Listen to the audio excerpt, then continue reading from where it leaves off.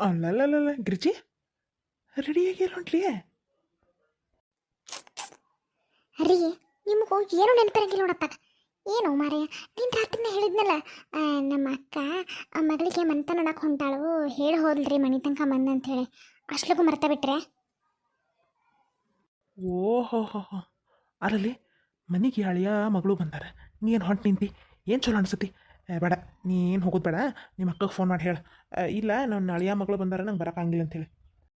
ಅಯ್ಯೋ ಇಲ್ರಿ, ನಾ ಅಂದೆ ಅವ್ರಿಗೆ ಹೋಗಂಗಿಲ್ಲ ಅಂತೇಳಿ. ಈಕಿನ ಪೂಜಾವನ್ನ ಬೇಡವಾ ಹೋಗ ಕರ್ದಾರ. ಮೊದ್ಲ ನನ್ನ ಸಂಬಂಧ ನಿಮ್ಮ ಇಬ್ಬರ ಸಂಬಂಧ ಕೆಟ್ಟೈತಿ. ಈ ಒಂದು ಒಳ್ಳೆ ಗಳಿಗೆ ಐತಿ ನೀವಿಬ್ರು ಕೊಡಾಕ. ಮತ್ತು ಆಕಿನೂ ಸಿಂಚನ ಮನಸ್ಸು ಬದಲಾಯಿಸಿ ಬೇರೆ ಮದ್ವೆ ಆಗಾಕತ್ತಾಳೆ.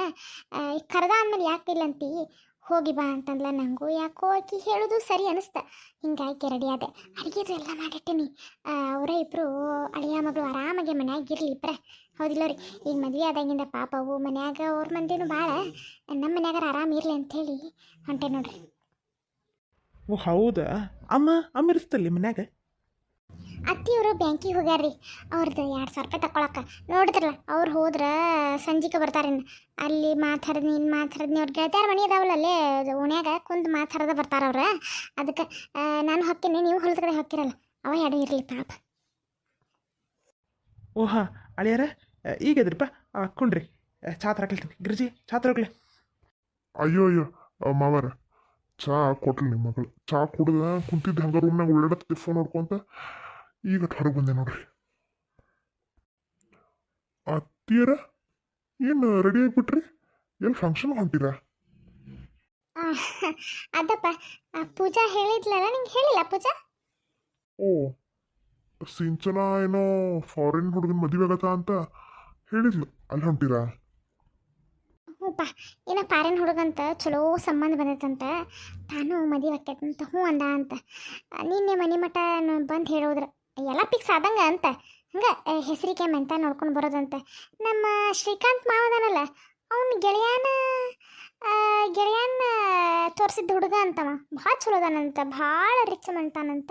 ಅವ್ರಿಗೆ ಹೆಂಗೆ ಬೇಕೋ ಹಂಗೆ ಸಿಕ್ಕೈತಪ್ಪ. ನೋಡಿದ್ದಿಲ್ಲೋ ಈಗ ಇಷ್ಟೆಲ್ಲ ಗದ್ಲಾತ ಸಿಂಚನಂದು ನಮ್ಮದು.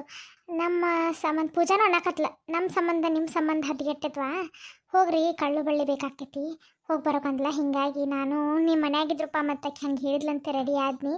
ಅದು ಮತ್ತೇನು ತಿಕ್ಕೋಬೇಡಪ್ಪ, ನಾವು ಹೋಗಿ ಬರ್ತೀವಿ.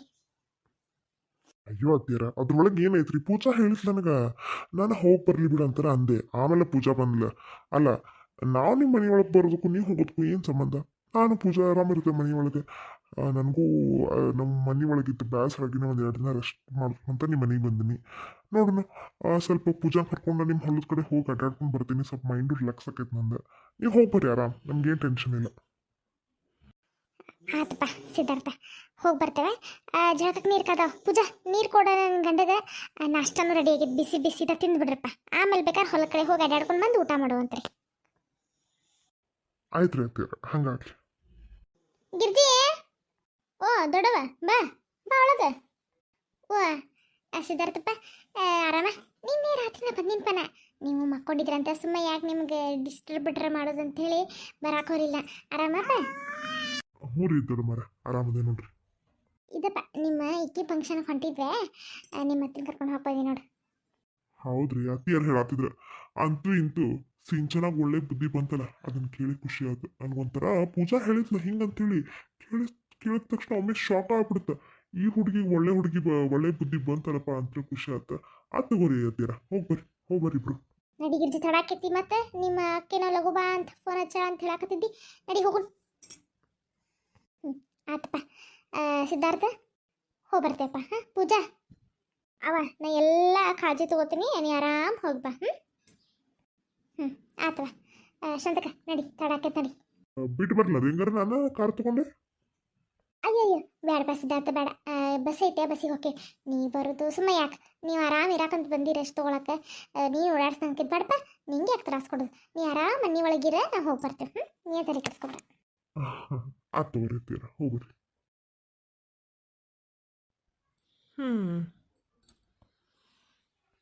ಕುಮಾರ, ನಾ ಹೇಳಿದ್ದೆಲ್ಲ ನೆನಪೈತಲ್ಲ, ಚಾಚು ತಪ್ಪದಂಗೆ ನಾ ಹೇಳಿದ ಹಾಗೆ ನಡ್ಕೋಬೇಕು ನೋಡು.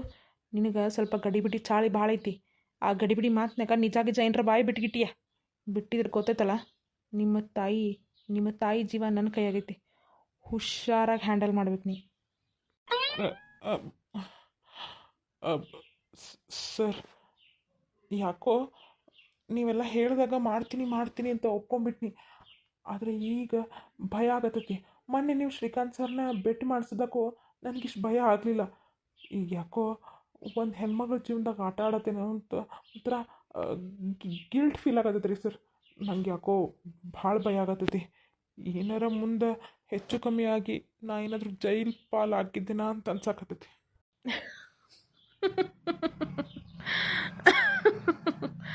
ನಿನ್ನ ಅಷ್ಟು ಸುಲಭವಾಗಿ ಜೈಲಿಗೆ ಹೋಗಕ್ಕೆ ಬಿಟ್ಬಿಡ್ತೇನೆ ಕುಮಾರ ನಾನು. ಇದು ನನ್ನ ಸೇಡು ಆ ಶ್ರೀಕಾಂತ್ ಪಾಟೀಲನ ಮೇಲೆ. ಆ ಶ್ರೀಕಾಂತ್ ಪಾಟೀಲ ನನ್ನ ಜೀವನದಾಗ ಅಷ್ಟಿಷ್ಟೆಲ್ಲ ಆಟ ಆಡಿದ್ದ. ಈಗ ನಾನು ಅವನ ಮಗಳ ಜೀವನದಾಗ ಆಟ ಆಡ್ತೀನಿ. ಅವಾಗ ಹೆಣ್ಣು ಮಕ್ಕಳ ಜೀವನ ಹಾಳಾದ್ರೆ ಹೆಂಗೆ ಆಕ್ಕಿತ್ತಿ ಅನ್ನೋ ಪರಿಸ್ಥಿತಿ ಅವ ಅನ್ಭವಿಸ್ದಾಗ ಗೊತ್ತಾಗುತ್ತೆ. ಅಲ್ಲ ಸರ್, ನೀವು ಶ್ರೀಕಾಂತ್ ಸರ್ ಮೇಲೆ ಯಾಕೆ ಇಷ್ಟು ಕೋಪ? ಏನಾಗಿತ್ತು? ನಾನು ನಿಮ್ಮ ಮನೆ ಕಾರ್ ಡ್ರೈವರ್. ನನ್ನ ಫಾರಿನ್ ಹುಡುಗ ಥರ ಮಾಡಿ ಇದು ಮನೆ ಬಾಡ್ಗೆ, ನನಗೆ ಬಾಡ್ಗೆ, ತಂದೆ ತಾಯಿನೆಲ್ಲ ಇಷ್ಟೆಲ್ಲ ನಾಟಕ ಆಡೋ ಅವಶ್ಯಕತೆ ಏನೈತಿ ಅಂತ. ಅಷ್ಟಿಷ್ಟಲ್ಲ ಕುಮಾರ, ಆ ಶ್ರೀಕಾಂತ್ ನನ್ನ ಜೀವನದಾಗ ಆಟ ಆಡಿದ್ದು ಅಷ್ಟಿಷ್ಟಲ್ಲ. ಒಂದು ಕಾಲದಾಗ ಅವ ನನ್ನ ಪ್ರಾಣ ಸ್ನೇಹಿತ. ಒಂದೇ ತಟ್ಟೆ ಒಳಗೆ ಊಟ ಮಾಡ್ತಿದ್ವಿ. ಒಂದಾಗಿ ಒಂದ್ಸಲ ನಾನು ಒಂದ್ಸಲ ಅವ ಹಾಕೋತಿದ್ವಿ. ಎಲ್ಲಿ ಹೋದಲ್ಲೆಲ್ಲ ಅವನ ಜೊತೆ ನಾ ಅವನ ಜೊತೆ ಹಂಗೆ ಅಡ್ಡಾಡ್ತಿದ್ವಿ ನಾವು ಒಂದು ಕಾಲದಾಗ. ಹಂಗೆ ಸ್ನೇಹ ದಿನ ಮನೆಗೆ ಬರವ. ಮನೆಗೆ ಬಂದು ನಮ್ಮ ತಂಗಿನ ಇಷ್ಟಪಟ್ಬಿಟ್ಟ. ನಮ್ಮ ತಂಗಿನೂ ಅವನು ಇಷ್ಟಪಟ್ಲು. ಆದ್ರೆ ಒಂದು ದಿನ ನನ್ನ ತಂಗಿಗೆ ಮೋಸ ಮಾಡಿ ಅದು ಯಾವಕ್ಕೋ ಚಂದ್ರನ ಮದುವೆ ಮಾಡ್ಕೊಂಡು ಬಂದ್ಬಿಟ್ಟ ಒಮ್ಮೆ. ಅವೇನೋ ಮದುವೆಯಾಗಿ ಬಂದು ಈಸಿಯಾಗಿ ನನ್ನ ತಂಗಿಗೆ ನನ್ನ ಮುಂದೆ ಬಂದು ಕ್ಷಮೆ ಕೇಳಿ ತನ್ನ ಹೆಂಡತಿ ಕರ್ಕೊಂಡು ಹೋಗ್ಬಿಟ್ಟ. ಆದ್ರೆ ನಮ್ಮ ತಂಗಿ ಅದನ್ನು ತಲೆಯಾಗಿ ಇಟ್ಕೊಂಡು ತಲೆಯಾಗಿ ತೊಗೊಂಡು ಹುಚ್ಚಾಗಿ ಹಾಸಿಗೆ ಹಿಡಿದ ಸತ್ತ ಹೋದ್ಲ.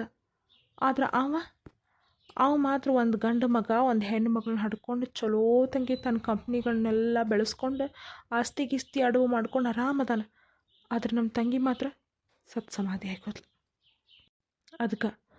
ಅದಕ್ಕೆ ನೀನು ನಮ್ಮ ಮನೆ ಕಾರ್ ಡ್ರೈವರ್ ಅನ್ನೋ ವಿಚಾರ ನನಗೂ ಗೊತ್ತೈತಿ.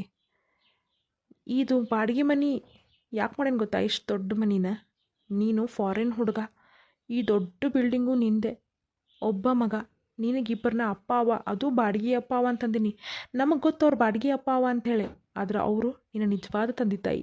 ನೀನು ನಿಜವಾಗ್ಲೂ ಫಾರಿನ್ಗೆ ಹೋಗಿ ದುಡ್ಕೊಂಡು ಬಂದೀಯ. ನೆಕ್ಸ್ಟ್ ಮದ್ವೆ ಮಾಡಿಕೊಂಡು ಫಾರಿನ್ಗೆ ಹೋಗ್ತೀಯ. ಎಲ್ಲ ಹೇಳಿ ಕೇಳಿ ಶ್ರೀಕಾಂತ್ಗೆ ಹೆಂಗೆ ಬೇಕೋ ಅಂಥ ಮಂಟನನ ಸುಳ್ಳ್ದಾಗ ಸೃಷ್ಟಿ ಮಾಡೀನಿ. ನೀನು ನಮ್ಮನೆ ಕಾರ್ ಡ್ರೈವರ್ ಅನ್ನೋ ವಿಚಾರ ಸಿಂಚನಾನ್ ಮದುವೆ ಆಗುವವರೆಗೂ ಯಾರಿಗೂ ಗೊತ್ತಾಗಬಾರ್ದು. ಹಂಗೆ ನಡ್ಕೋಬೇಕಾಗಿದ್ದ ಜವಾಬ್ದಾರಿ ನಿಂದು. ಅಕಸ್ಮಾತ್ ಕುಮಾರ, ಈಗ ಹೇಳಕತ್ತಾನೆ, ಅಕಸ್ಮಾತಾಗಿ ಒಂದು ಚೂರು ಅವ್ರ ಮದ್ವೆಗಿಂತ ಡೌಟ್ ಬಂದು ಈ ನಿನ್ನ ಮದ್ವೆ ಸಿಂಚನಾನ್ ಜೊತೆ ಆಗದೆ ಇದ್ರೆ ನಿನ್ನ ತಾಯಿ ಆಪ್ರೇಷನ್ಗೆ 10 ಲಕ್ಷ ರೂಪಾಯಿ ಕೊಟ್ಟಿನಲ್ಲ, ಆ 10 ಲಕ್ಷ ರೂಪಾಯಿ ಇಸ್ಕೊಂಡು ನಿನ್ನ ತಾಯಿ ಜೀವ ಸಹಿತ ಉಳಿಲ್ಲ ಆಗ್ತಂಗೆ ಮಾಡ್ತೀನಿ. ಹುಷಾರ್. ಇಲ್ಲ ಸರ್, ಹಂಗೆ ಮಾತ್ರ ಮಾಡೋಕೆ ಹೋಗ್ಬಿಡ್ರಿ. ನೀವೇನು ಹೇಳಿದ್ರು ಮಾಡ್ತೀನಿ. ನನಗೆ ಗೊತ್ತೈತೆ ನಾ ಒಬ್ಬ ಹೆಣ್ಮಗಳ ಜೀವನ ಹಾಳು ಮಾಡಕತ್ತೇನೆ ಅಂತೇಳಿ. ಆದ್ರೆ ನಮ್ಮ ತಾಯಿ ಜೀವ ನಂಗೆ ಅದಕ್ಕಿಂತ ಇಂಪಾರ್ಟೆಂಟ್ ಐತಿ. ಅದಕ್ಕೆ ಈ ಕೆಲಸ ತಪ್ಪಂತ ಗೊತ್ತಿದ್ರು ನಾ ಮಾಡಕತ್ತೇನೆ. ಯಾಕಂತಂದ್ರೆ ನಮ್ಮ ತಾಯಿ ಉಳಿಬೇಕನ್ನೋ ಸಂಬಂಧ. ನಮ್ಮ ತಾಯಿ ಜೀವನದಾಗ ಆಟ ಆಡ್ಬಿಡ್ರಿ ಸರ್. ನಾ ಹೆಂಗಾದರೂ ಮಾಡಿ ನಾ ಫಾರಿನ್ ಹುಡುಗ ಅಂತನ ತೋರಿಸ್ಕೊಂಡು ಹೆಂಗಾರ ಆ್ಯಕ್ಟಿಂಗ್ ಮಾಡಿ ಅವ್ರಿಗೆ ಒಂದೀಟು ಸುಳಿ ಗೊತ್ತಾರ್ದಂಗೆ ಸಿಂಚನಾನ್ ಮದುವೆ ಆಗೋ ಜವಾಬ್ದಾರಿ ನಂದು ಸರ್. ಇಷ್ಟು ಮಾಡಿ ಸಾಕು, ಮದ್ವೆ ಒಂದು ಮಾಡಿ ಸಾಕು. ನೀ ಮಾಡ್ಕೊ. ಮುಂದೆ ನಿನಗೇನು ತೊಂದರೆ ಆಗ್ಲಾರ್ದಂಗೆ ನಾನು ನೋಡ್ಕೋತೀನಿ ಕುಮಾರ, ನಾನು ನೋಡ್ಕೋತೀನಿ. ನೀ ಅದ್ರ ಬಗ್ಗೆ ಏನು ತಲೆ ಕೆಡಿಸ್ಕೊಬೇಡ. ಆವಾಗ ಒಂದು ದಿನ ನಾ ಫಾರಿನ್ ಹುಡುಗ ಅಂತೇಳಿ ನನ್ನ ಮದ್ವೆ ಮಾಡಿಕೊಟ್ಟಿಲ್ಲ ನನ್ನ ಮಗಳಿಗೆ. ಅವ ಒಬ್ಬ ಮನೆ ಕಾರ್ ಡ್ರೈವರ್ ಅನ್ನೋ ವಿಚಾರ ಗೊತ್ತಾದಾಗ ಅವ್ನಿಗೆ ಅಕ್ಕೆತಲ್ಲ ಆಘಾತ. ಅವಾಗ ನನ್ನ ಸೇಡು ತೀರ್ತೈತಿ. ಆವಾಗ ನನ್ನ ತಂಗಿ ಆತ್ಮಕ್ಕೂ ಶಾಂತಿ ಸಿಗ್ತೈತಿ. ಸರಿ ಸರ್, ನೀವು ಹೆಂಗೆ ಹೇಳ್ತಿರೋ ಹಾಗೆ. ನಿನ್ನ ಅಕೌಂಟಿಗೆ 5 ಲಕ್ಷ ರೂಪಾಯಿ ಹಾಕೀನಿ. ಆ ಸಿಂಚನಾನ ಇವತ್ತು ಬಂದವರು ಮಂಟ ನೋಡ್ಕೊಂಡು ಹೋಗಾರ. ಈ ಮಣಿ ನೋಡಿದ ತಕ್ಷಣ ಅವ್ರನ್ನ ಫಿದಾ ಆಗಾಕ ಬೇಕು. ಅದ್ರಾಗೂ ನನ್ನ ಕಾಸ ಸ್ನೇಹಿತ ನಿಮ್ಮಪ್ಪ ಅಂಥೇಳಿ ತಲೆಗೆ ತುಂಬಿಟ್ಟೇನಿ ಶ್ರೀಕಾಂತ್ ಪಾಟೀಲ್ಗೆ. ಅವ ನಂಬಿಬಿಟ್ಟಾನೀಗ ನನ್ನ ನಂಬಿ ಆಲ್ರೆಡಿ ಮಗಳನ್ನ ಕೊಡ್ತೇನಂತೇಳಿ ಮಾತು ಕೊಟ್ಬಿಟ್ಟಾನ. ಆದರೂ ಒಂದು ಸಲ ಹೆಂಡತಿಗೆ ಮಕ್ಕಳಿಗೆ ಮನ್ತಾನ ತೋರ್ಸೋಣ ಕರ್ಕೊಂಬರತ್ತ ನಾವು. ನೀನು ಆ ಹುಡುಗಿಗೆ ಇಷ್ಟ ಹಾಗೂ ಹಂಗೆ ನಡ್ಕೋಬೇಕು. ಆಕೆಗೆ ಏನು ಬೇಕಾದನ್ನೆಲ್ಲ ಖರ್ಚು ಮಾಡು, ಎಲ್ಲಿ ಬೇಕಾದೆಲ್ಲ ಅಡ್ಡಾಡ್ಸು. ಮದ್ವೆನೂ ಧೂಮಾಗಿ ಮಾಡೋಣ, ಬೇಕಾದಷ್ಟು ಖರ್ಚಾಗ್ಲಿದ ಹಂಗೆ ಮಾಡೋಣ ಮದ್ವೆ